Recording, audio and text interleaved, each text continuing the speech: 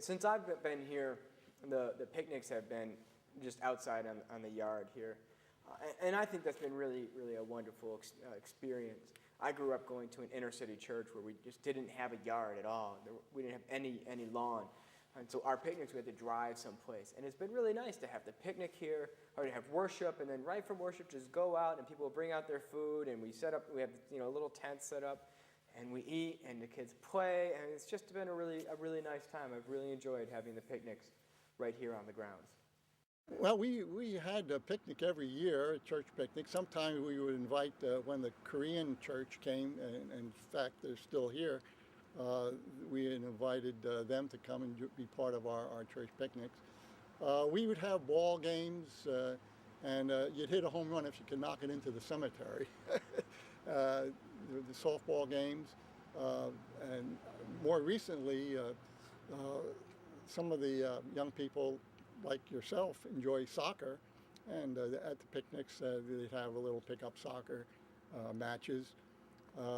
One year the Dampmans brought a pony, and there were pony rides. I remember Pastor Faith riding a pony. One year Dick Sterling brought an old antique car, which people enjoyed seeing. I think the one year the Dampmans, it was recently, the Dampmans brought was it a moon bounce, where the kids would get in and enjoy that activity. So we had a variety of activities at our church picnic, and of course the food was good, and the hot dogs and hamburgers and baked beans and potato salad. Everybody enjoyed that, and the fellowship. I have seen the church picnics really evolve and change over the years. My recollections from the 1950s would be, I remember a couple of times we went to Percy. There was a small amusement park up there. I remember having the picnics there. And then you were able to go on some of the amusement rides too, like the Caterpillar or a merry-go-round or little simple rides like that. I remember having all kinds of games and that the church would do. The church members, like I remember there was a sack race each year, and they did something with water balloons and that type of thing. It was a lot of fun. I remember, I think the oldest memory of a church picnic was we were down around Brandywine Park, I remember one year. And I think that's the oldest recollection. Then we moved on to Percy, and then in the early 60s, I guess they moved on to Green Lane.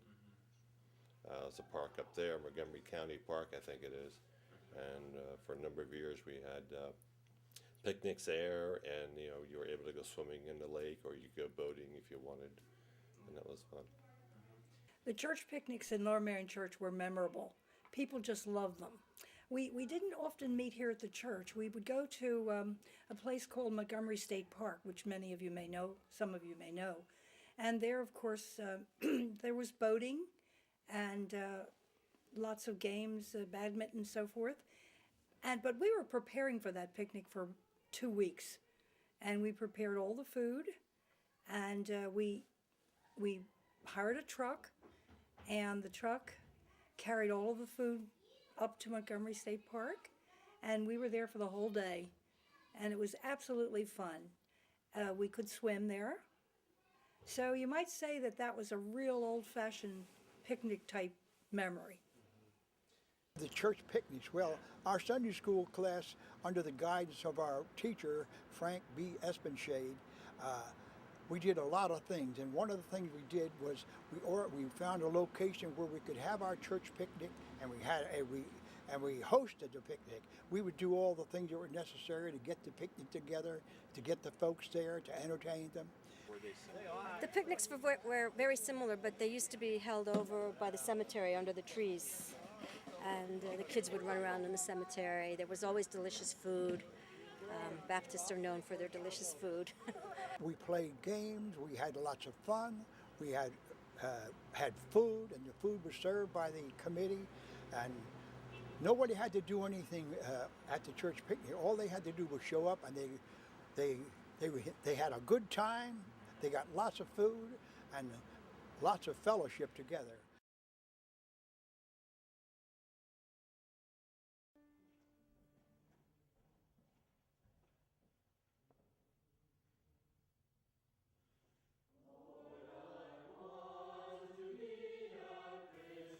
So music in general has always been an important part of this church's history. It wasn't long before they purchased an organ for the church, not this organ that we have today, but music has been an important part. And they've had a rich history of choir directors and organists. Years ago, we had a larger choir because we had a larger congregation. But the music has not really changed until recently, and now we're trying to work more contemporary Christian music into the service. That's what a lot of the younger folk want to hear. That's what I want to go for. I'd like a nice mix of traditional and contemporary, because of course we grew up with the traditional, and you never want to leave that totally. But on the other hand, the more contemporary music means a lot more to many of us. The lyrics, I think, are a little bit more meaningful to today's people. First started, they tried to have a paid soloist on every part, and Kyle Smith was the choir director and Jackie Smith was the organist, and that was in 1980, I think, 79 or 80, right before Easter. And at that time, we filled up maybe 4 rows on a good day, 4 or 5 rows of the choir. And we had a time there where Ruth Schmidt used to bring, refreshments, and so we would have sort of a party after choir practice every week. Music, to me, is the universal language. I think that music doesn't really change as far as its joy, the joy that it brings. But it does change as far as the tastes of people are concerned. Now, I like all kinds of music. I even like rap, really do. But I do think you should be conscious of the music that you use in a church setting or with children. But basically, I think music is universal and should be used in many, as much as really you can. I think it speaks to people. When I first joined, the choir probably had about 16, 20 people in it. There were 3 paid soloists. We had a choir director and we had an organist. And now we have a small choir, but we have wonderful voices and we really enjoy singing and the fellowship. And I think we sound great.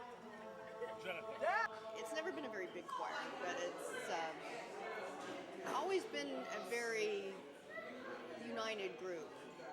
Everyone's been very close, and now we're pretty small. I think we've lost some people that were very special to us, and we miss them. It's shorter choir practice now than it used to be. We don't do music as difficult. When Kyle Smith was here, he would write a lot of music, and I think one Christmas he wrote a very difficult set of music. It was some medieval Christmas carols that he arranged, and it lasted so long that Pastor Faith couldn't give his sermon on Christmas Eve. But it was rather wonderful music, but it was difficult. And we've had, 5 or 6 choir directors since I've been here.